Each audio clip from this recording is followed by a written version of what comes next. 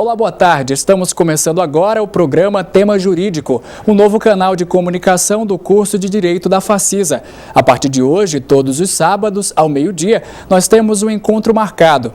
Aqui vamos discutir temas do mundo jurídico com impacto na sala de aula e, sobretudo, na sociedade.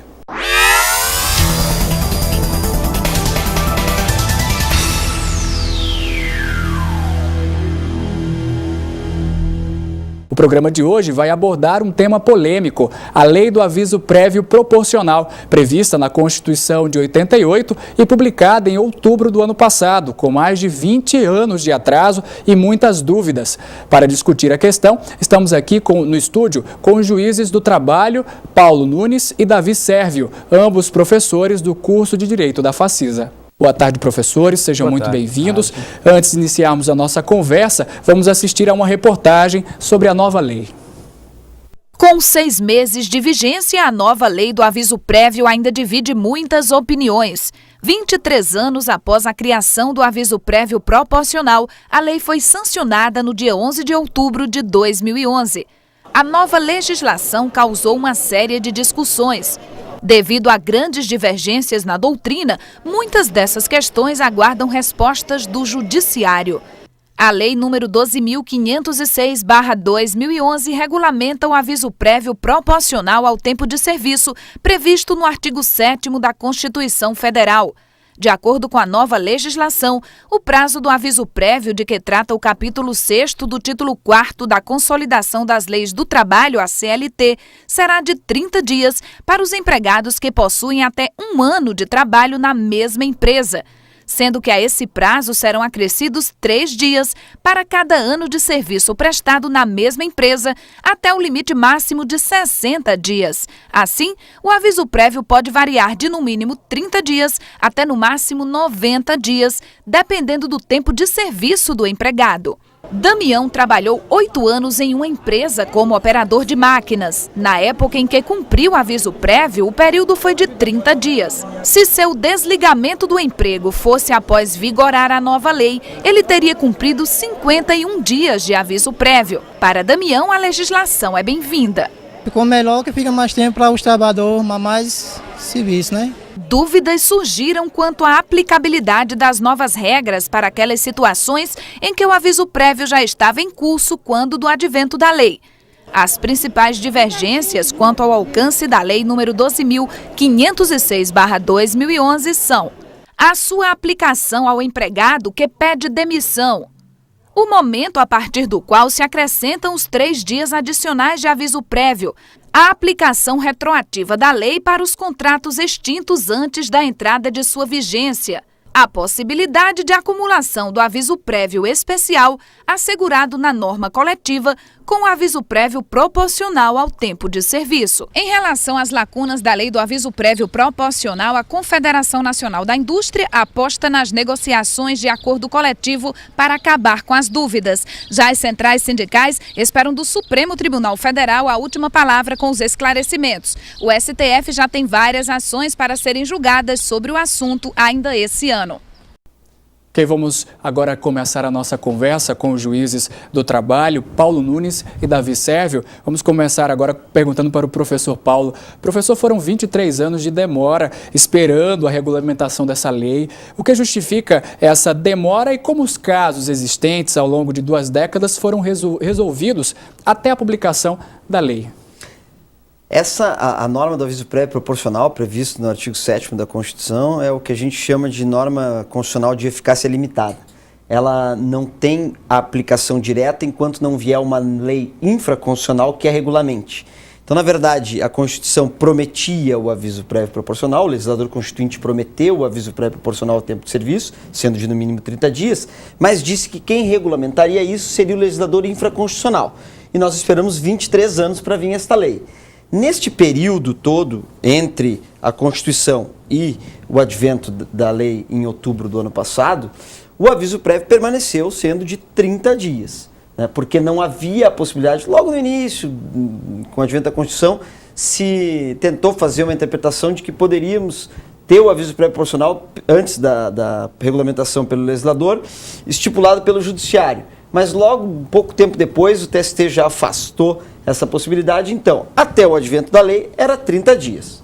A proporcionalidade só veio agora a partir do advento da lei. Agora, perguntando para o professor Davi, professor, contraditoriamente, por que tivemos pressa no ano passado para a aprovação da Lei 12.506? O motivo principal foi o pronunciamento, ainda que não oficial, do Supremo Tribunal Federal, de que ele iria julgar um mandato de injunção que já estava perante ele, decretando a demora por parte do Congresso e, consequentemente, a fixação, enquanto não viesse uma regulamentação através de lei, através de uma decisão do próprio Supremo.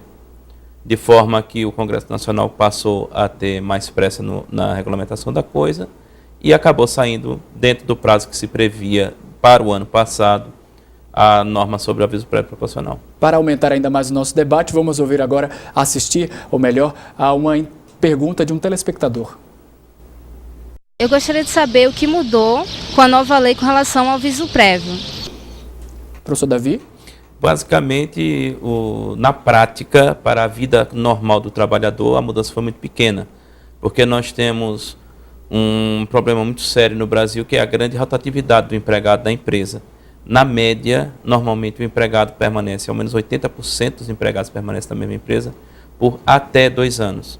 Se o aumento do aviso prévio proporcional foi de 3 dias para cada ano, nós vamos ter um aumento de algo em torno de 3 dias, já que o primeiro ano já é regulamentado pelos 30 dias normais, para o aviso prévio de grande massa dos trabalhadores.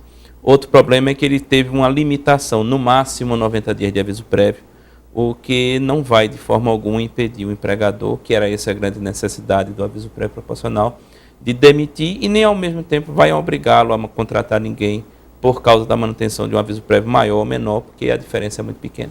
Agora perguntando para o professor Paulo. Professor, uma das polêmicas da lei é quanto à retroatividade. A lei pode ser usada para acertar contas do passado? Pois é, a lei ela é muito lacônica, ela simplesmente estabelece a proporcionalidade, sem entrar em minúcias daqueles pontos que nós entendemos que pode trazer alguma discussão. Esse é um deles, tá? Nós vamos ter que, essa decisão vai vir certamente através de decisões judiciais, e é muito novo ainda. A princípio, que a gente tem lido na doutrina, porque a jurisprudência ainda não há, é de que não vai poder ser aplicado retroativamente à lei. Ou seja, aplicaríamos a lei a partir dos contratos extintos a partir da publicação da lei, 13 de outubro de 2011. Para contratos antigos, que foram extintos posterior à lei, seria aplicado normalmente. O que nós não aplicaríamos à lei é para aqueles que foram extintos anteriormente. Então, se eu tinha um contrato de 20 anos e ele foi extinto, por exemplo, em janeiro de 2011, bom, este vai permanecer com os 30 dias de aviso prévio. Mas se este mesmo contrato de 20 anos se estendesse até novembro de 2011 e fosse extinto em novembro de 2011, aí sim a lei já se aplicaria de forma plena, buscando todos os 20 anos, ou seja, 30 dias para o primeiro ano, 3 dias a cada ano adicional. Okay.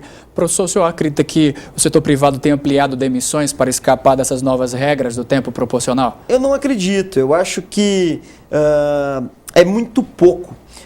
O aviso prévio, como o professor Davi já disse, o aviso prévio proporcional seria uma forma de desestímulo para o empregador despedir algum empregado que já tivesse algum tempo de serviço.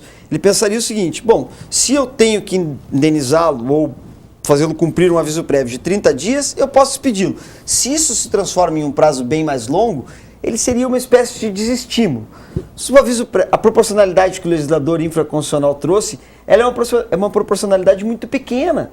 3 dias, se você pegar um empregado com 11 anos que teria 30 dias mais 30 proporcional e ele ganhasse, por exemplo, um salário mínimo, seria, em vez de indenizar um salário mínimo, indenizar 2. Acredito que isso não vai trazer uma grande modificação do pensamento e da forma de agir do empresariado. Se ele tiver que despedir, vai despedir. Se ele não tiver que despedir, não vai ser o aviso prévio que vai trazer a modificação de atitude. Esse é um tema polêmico, uma parte polêmica também dessa nova lei. Professor Davi, o senhor concorda?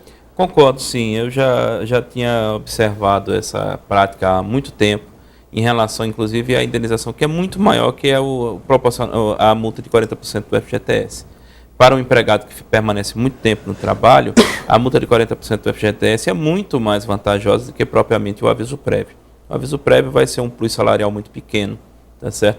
o que acaba desfazendo o sistema de garantia econômica do empregado no momento de perder o emprego. Temos mais uma pergunta do telespectador. Eu trabalho 8 horas por dia. E se eu estiver cumprindo um aviso prévio, eu vou trabalhar as 8 horas? Professor Davi? Não. Existe a necessidade de uma proporção de horas não trabalhadas dentro do aviso prévio para fins justamente de que o empregado tenha a opção de procurar um novo trabalho, em especial durante a jornada normal, que é o horário comercial para a maioria das pessoas. Então existe uma proporção de horas, ou ele reduz 2 horas todos os dias durante o aviso prévio, ou ele reduz, na atual sistemática da CLT, 1 semana, que ele fica sem trabalhar ao final do período de aviso prévio. Ok, professores, os senhores continuam conosco e vamos fazer uma pequena pausa agora para um intervalo. E na volta também perguntas de alunos do curso de Direito da Facisa. É um minutinho só.